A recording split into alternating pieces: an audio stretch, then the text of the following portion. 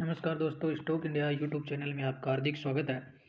अगर आप पहली बार चैनल को विजिट कर रहे हैं तो बेल आइकन को हिट कर लें और बेल आइकन को हिट कर ऑल को सेलेक्ट कर लें ताकि नया वीडियो आपको प्रॉपरली मिलता रहे। तो मित्रों, इस वीडियो में आज हम बात करने वाले हैं आज के ट्रेडिंग सेशन की। तो आज के सेशन की देखें तो आज निफ्टी है वो आपको निफ्टी की जो एक्टिविटीज है आपको इसमें सपाट ही निफ्टी है वो सपाट क्लोजिंग पे बंद हुआ है। और आज का जो पूरा सेशन था उसमें कंसोलिडेशन की स्थिति में रहा। तो अब देखें, आज जो मार्केट था वो 18,400 के आसपास गैप डाउन में मार्केट खुला और प्रीवियस जो क्लोज था 18,496 उससे नीचे खुला और उसके बाद में मार्केट में थोड़ी सी है वो रिकवरी देखने को मिली। और ये जो मार्केट में जो रिकवरी हुई है, जो इन्फ्लेशन के जो डाटा आने वाले थे, जो खुदरा जो महंगाई थी और खुदरा महंगाई का जो डाटा है इंडिया में, और वो जो खुदरा जो महंगाई है वो कम होते हुए देखने को मिली और बाज़ार ने इसको वेलकम किया और इसमें थोड़ी सी तेज़ी देखने को मिली। हालांकि उसके बाद मार्केट है वो दिन भर पूरे सेशन में आपको कंसोलिडेशन की स्थिति में देखने को मिला। और कंसोलिडेशन की जो स्थिति थी इसलिए देखने को मिली है कि इसमें जो बड़े जो इन्वेस्टर थे इसमें वेट एंड वॉच की स्थिति देखने को मिली कि इसमें अमेरिका की जो फेड की मीटिंग्स हैं उसके फेड एफओएमसी के जो एफएमसी की जो मीटिंग है उसके बुलेटिन्स आने बाकी हैं। और यूएसए और ब्रिटेन से भी जो महंगाई के आंकड़े आने वाले हैं उन सभी डाटाज का है वो बाजार को काफ़ी इंतजार है।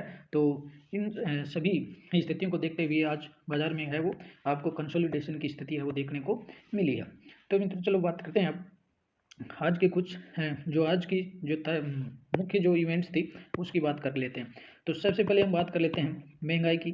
और महंगाई के मोर्चे पर देखें तो महंगाई का जो मोर्चा है वो बाजार को काफ़ी राहत मिली है। और जो सीपीआई का जो डाटा आने वाला है, जो इंडिया में खुदरा जो महंगाई का जो डाटा आने वाला था उसके मोर्चे पर बाजार को और देश को काफ़ी है, आरबीआई को है वो काफ़ी राहत भरी वाली न्यूज इसमें से निकल करके आई है। और राहत भरी न्यूज ये है कि जो महंगाई का जो आंकड़ा आने वाला था, जो महंगाई का जो आंकड़ा है वो काफ़ी राहत वाली बात है। और तो देखें तो नवंबर माह की जो महंगाई का जो डाटा है, सीपीआई इन्फ्लेशन का जो डाटा है वो करीबन करीबन 11 जो माह है उसका सबसे नीचे के लेवल पर है वो महंगाई का आंकड़ा देखने को मिला है। और देश में खुदरा महंगाई की बात करें तो नवंबर माह में खुदरा जो महंगाई जिसको हम सीपीआई में नापते हैं, कंज्यूमर प्राइस इंडेक्स में जिसको मापा जाता है महंगाई को, और जो महंगाई का जो आंकड़ा है वो अक्टूबर की तुलना में नवंबर में 5.88% पर रहा है, जो पिछले 11 महीनों का सबसे निचला स्तर देखा गया है। और अक्टूबर में देखें तो अक्टूबर माह में जो महंगाई का आंकड़ा था वो 6.77% रहा था और अब नवंबर माह में जो महंगाई का आंकड़ा है वो 5.88% आया। तो जो 5.88 जो महंगाई का जो आंकड़ा है ये आरबीआई के अकॉर्डिंग जो आरबीआई जो महंगाई का जो आंकड़ा है जिसको 4 से लेकर के 6% का जो दायरा है उसके दायरे में रखना चाहता है, तो उस दायरे के अंदर महंगाई है वो अब देखने को मिली है। तो आरबीआई के लिए भी एक राहत भरी वाली खबर है वो। तो देखें तो महंगाई का ये जो महंगाई की दर में ये जो गिरावट हुई है वो इकोनॉमिस्ट के अनुमान से कहीं अधिक है। और इकोनॉमिस्ट ये मान रहे थे कि महंगाई का आंकड़ा कम तो होगा, लेकिन वो इतना कम नहीं मान रहे थे, तो अनुमान से कहीं बेहतर है वो महंगाई के आंकड़े वो आते हुए देखने मिल रहे हैं। और अक्टूबर में जो देखें तो महंगाई का जो आंकड़ा था वो गिरावट देखी गई है। इसके साथ ही साल 2022 में ये पहली बार है जब महंगाई की जो दर है आरबीआई के अकॉर्डिंग जो 2 से 6% की फीसदी की जो लिमिट है उसके दायरे में महंगाई का आंकड़ा है वो आते हुए देखने को मिल रहा है। तो अक्टूबर तो ये बाजार के लिए एक राहत भरी वाली खबर है कि जो सीपीआई का जो डाटा है, सीपीआई का जो नवंबर माह का जो डाटा है जिसमें महंगाई की जो दर है वो काफ़ी कम हुई है। और पाँच जो आरबीआई के अकॉर्डिंग जो 6 का जो लेवल होता है उससे कम आती हुई देखने को महंगाई मिल रही है। और आरबीआई के लिए भी एक बड़ी राहत भरी सांस है, राहत भरा कार्य है ये। और अब आगे के सेशन में आरबीआई भी अगर महंगाई का आंकड़ा कम हो गया है तो आरबीआई भी है वो आगे की जो मीटिंग्स होंगी उसमें रेट जो हाइक्स हैं वो रेट हाइक्स की जो दर होगी वो भी आरबीआई है उसमें कम करने की कोशिश देखी जा सकती है। और मित्रों, बात करते हैं डालमिया भारत की। डालमिया ग्रुप का ये जो स्टॉक्स है और सीमेंट सेक्टर से रिलेटेड कंपनी है। और इसमें भी आज डालमिया भारत ने भी एक बड़ी एक्विजिशन आज कर लिया है और जेपी जो ग्रुप है, जेपी जो ग्रुप की जो कंपनीज हैं, उनके जो उनका जो सीमेंट जो सेक्टर था, सीमेंट और पावर जो सेक्टर्स का एक्विजिशन जो जेपी ग्रुप की जो सब्सिडरी कंपनी है उनका एक्विजिशन है वो डालमिया भारत ने कर लिया है। और इस खबर को देखें तो आज न्यूज़ को देखते हुए आज स्टॉक डालमिया भारत का जो स्टॉक्स है इसमें भी आपको 3 से 4% की तेज़ी है वो देखने को मिली है।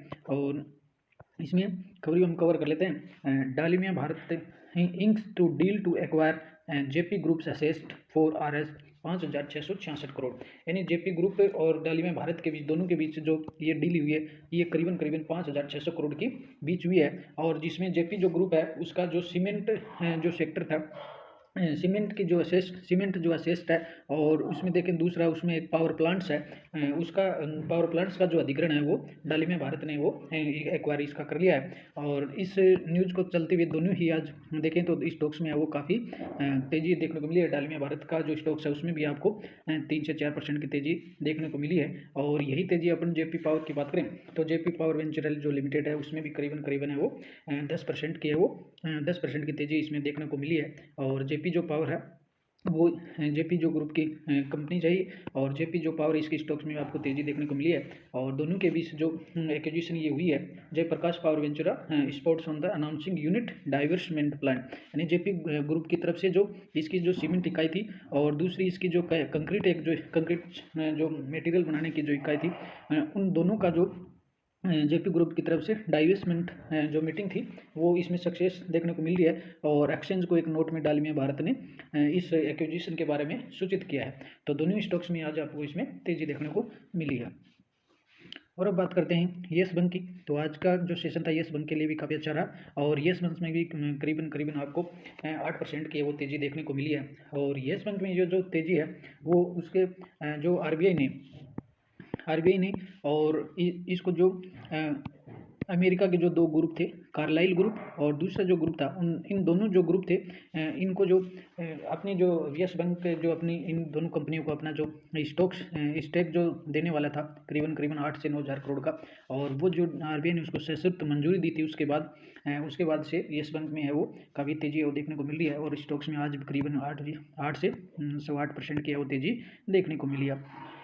तो ये जो तेज़ी है वो काफ़ी देखने लायक है। लेकिन अभी भी देखें तो यस बैंक है अभी भी बड़े इन्वेस्टमेंट के लिहाज से ये वो कंपनी ठीक नहीं होगी। और बड़े इन्वेस्टमेंट तो देखें इसके लास्ट 5 ईयर्स की बात करें तो अभी भी स्टॉक्स है 93 के आसपास क्रेश है। तो अभी भी स्टॉक्स में कोई बड़ी इन्वेस्टमेंट के लिहाज से देखें तो इसमें बड़े इन्वेस्टमेंट के लिहाज से आज भी है वो यस बैंक है वो तैयार नहीं है। तो अब बात करते हैं आदित्य विजन लिमिटेड की। और आदित्य जो विजन लिमिटेड है ये भी जो स्टॉक्स है आज काफ़ी चर्चा में रहा, और इसमें भी है वो पिछले कई सेशन से इसमें भी तेज़ी देखने को मिल रही है। और आदित्य जो विजन लिमिटेड है ये एक बिहार बेस्ड और इलेक्ट्रॉनिक्स जो गुड्स है, इलेक्ट्रॉनिक्स जो साजो सामान है उनकी जो रिटेल में जो चेन चलाने वाली ये आदित्य कंपनी है। और आदित्य विजन में इसमें तेज़ी देखने का कारण ये मिला है, तो आदित्य विजन में है वो आपको इसमें ये जो स्टॉक्स है वो सुर्खियों में इसलिए रहा है कि इसमें भी तेज़ी देखने का कारण ये रहा है कि इसमें जो बड़े जो इन्वेस्टर्स हैं जिनकी बात करते हैं आशीष जो कचौरिया सर हैं, इन्होंने इसमें भी एक बड़ा स्टेक्स है वो इसमें आदित्य विजन में खरीदा है। उसके बाद से है वो इस स्टॉक्स में भी है वो तेज़ी देखने को मिली है। और आदित्य विजन की बात करें तो काफ़ी ये रिटेल इलेक्ट्रॉनिक्स गुड्स का जो रिटेल सेगमेंट है उसमें बिजनेस करने वाली कंपनी है, और अभी तक इसने काफ़ी बेहतर रिटर्न दिए हैं। तो लास्ट 6 मंथ की भी बात करें तो लास्ट 6 मंथ में 140% का रिटर्न है और जनरेट इसने करके दिया है। और लास्ट 1 ईयर की बात करें तो 1 ईयर में भी करीबन करीबन 133% का रिटर्न है वो आदित्य विजन से जनरेट हुआ है। और बात करें स्टॉक्स के लास्ट 5 ईयर तो लास्ट 5 ईयर में भी आदित्य विजन का है वो बहुत शानदार परफॉर्म रहा है, और करीबन करीबन 15 से 1550 का रिटर्न है वो जनरेट करके दिया है।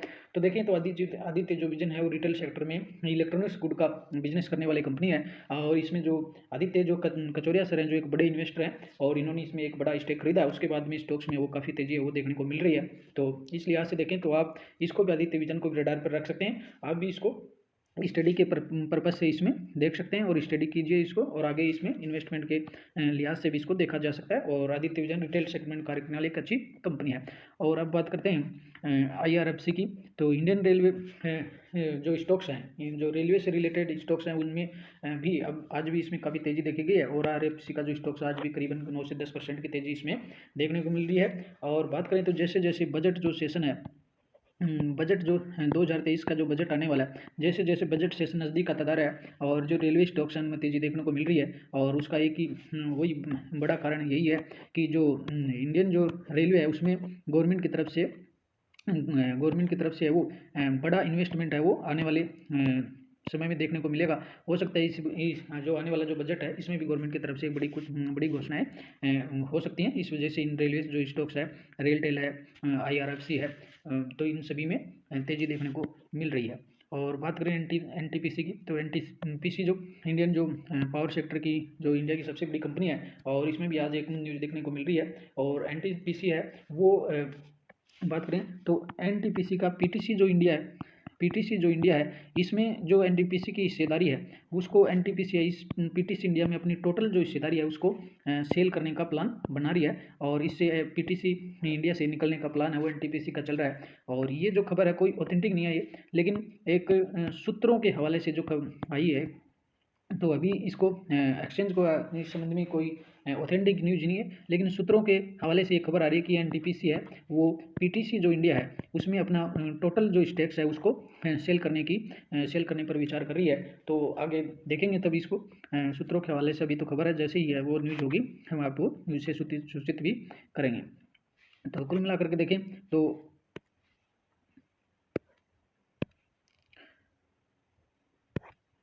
तो आज का जो सेशन है इसमें जो बड़ा मुद्दा है वो महंगाई का था। और महंगाई के मुद्दे पर देखें तो महंगाई का आंकड़ा है वो काफ़ी कम होकर के नवंबर में देखने को मिल रहा है। तो आने वाले समय में ये बाजार के लिए एक राहत है। और 14 दिसंबर की बात करें तो 14 दिसंबर को FOMC की फेड की जो मीटिंग होने वाली है, और उसके लिए बाजार को काफ़ी इंतजार है। और बाजार में अभी भी कल या और अगला जो सेशन होगा उसमें भी बाजार है वो कंसोलिडेशन की स्थिति में ही देखने को मिल सकते हैं। तो आज के करीबन मुख्य जो हेडलाइंस थी उनको हमने कवर कर लिया है। तो मित्रों, वीडियो अच्छा लगा हो तो इसको चैनल को शेयर और लाइक अवश्य कीजिए। और अगर आप पहली बार चैनल को विजिट करें तो बेल आइकन को हिट करके ऑल को सेलेक्ट कर लें ताकि नए वीडियो आपको प्रॉपर्ली मिलते रहें। नमस्कार।